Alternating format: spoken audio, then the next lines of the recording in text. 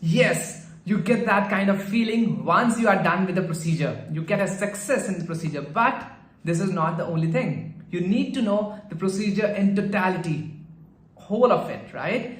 And in this video, I'll cover everything which you need to know about this lumbar puncture procedure. When to perform it, that means indications.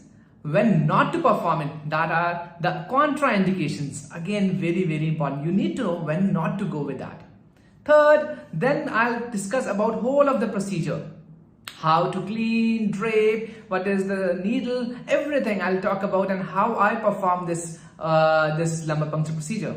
And also, lastly, I'll be covering the complications of this procedure. So keep watching till the end.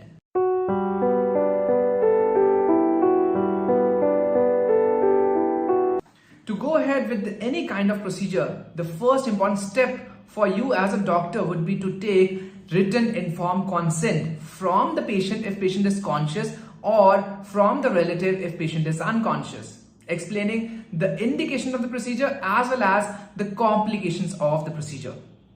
So starting with the indications first of all. Lumbar puncture can be diagnostic in cases of CNS infection, autoimmune CNS diseases like GBS, or CNS vasculitis, or even helpful in the conditions like CT negative subarachnoid hemorrhage.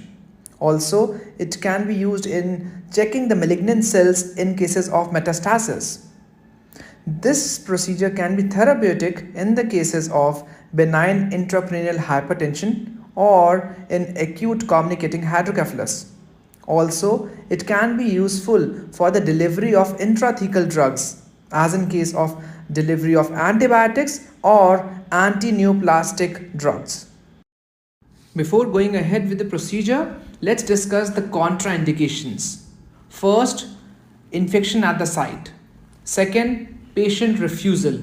Third, increased intracranial pressure. Fourth, coagulopathy. And fifth, cardiopulmonary instability. Talking about the procedure, we need to know the equipments required.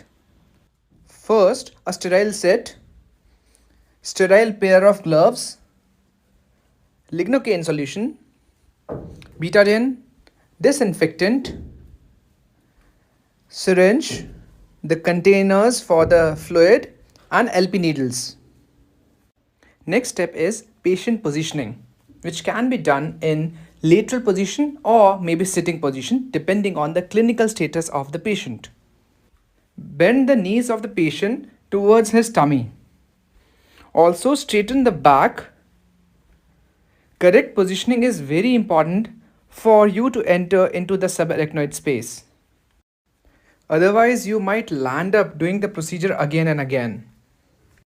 Now, after wearing the sterile gown and the sterile gloves, I'll take chlorhexidine or betadine solution in it, and that too in a sterile manner. It should not touch the bowl or the container. In the second, I would like to have a skin disinfectant, which more commonly I use as AHD, that is a skin disinfectant.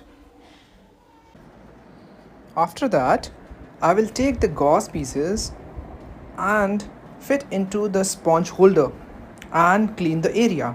Next step is cleaning and draping. And before that, just check the site whether it is infected or not. And then you have to have a line, imaginary line between the two highest points of iliac crest, which corresponds to L4 vertebra, right? And from there, you start cleaning the area. Now clean the area with a gauze dipped in chlorhexidine or betadine solution and go in a circular manner as shown. And you can clean this area with the gauze pieces 2 to 3 times.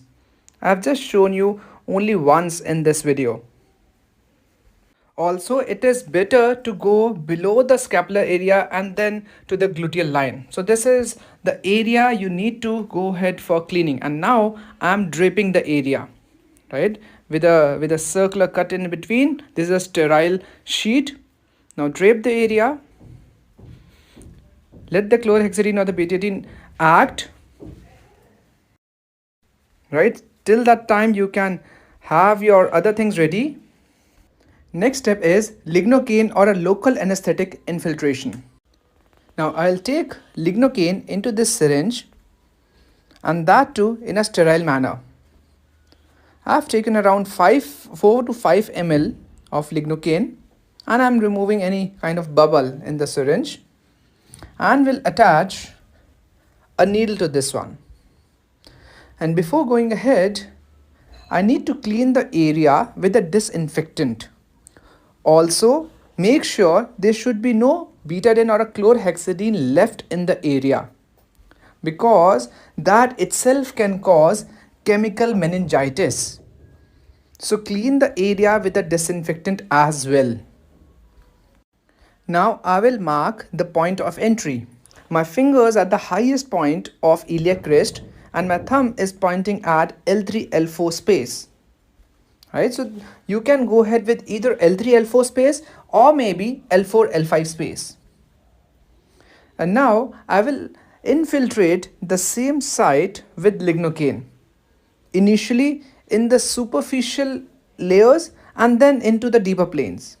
And always remember to aspirate first before injecting in. So this is how, and keep on coming out while you infiltrate the area. And this is how you give the lignocaine, and you can see a very good wheel raised at the site.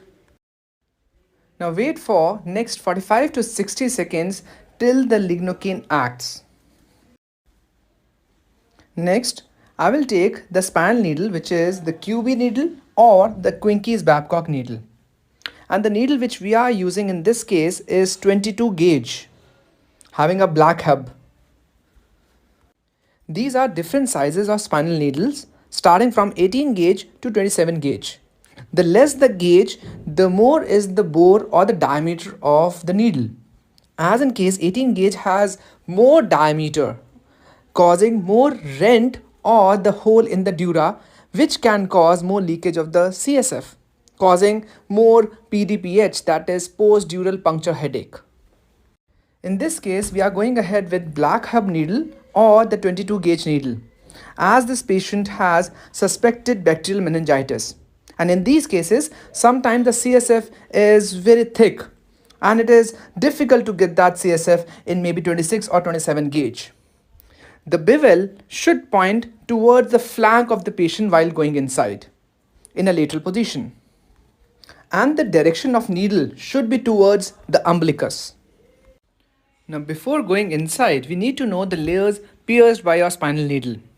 The first comes the skin, then is subcutaneous layer, and then is the back muscles, then comes supraspinous ligament. After that there is interspinous ligament. It is not intra, it is interspinous ligament. And then comes the most strongest ligament, which is the ligamentum flavum. And once you pierce that, you get a loss of resistance, and that means you are into epidural space. After that, you have a thin dura, and once you pierce dura mater, you get CSF dribbling out of your needle. That means you are into subarachnoid space.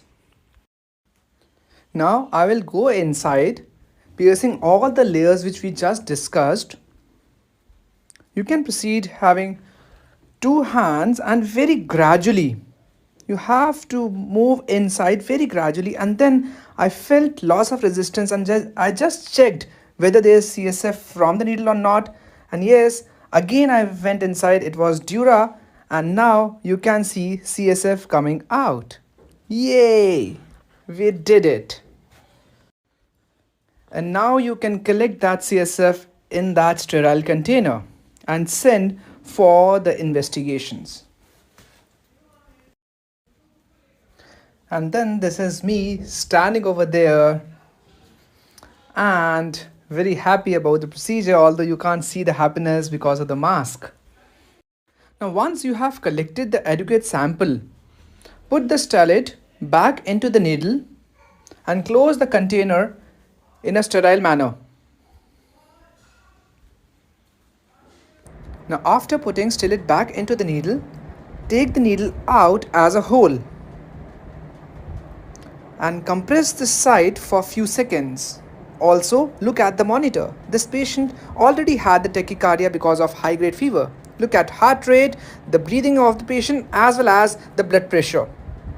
And this patient was already on a ventilator. Now clean the site again and put the dressing over the site and advise the patient to lie supine for next few hours. Now comes the last part, that is complications of this procedure. First, it is PDPH or post-dural puncture headache. Second, it can cause blackache. Third, infection. Fourth, epidural or subdural hematoma or abscess formation. And lastly, it can also cause cerebral herniation.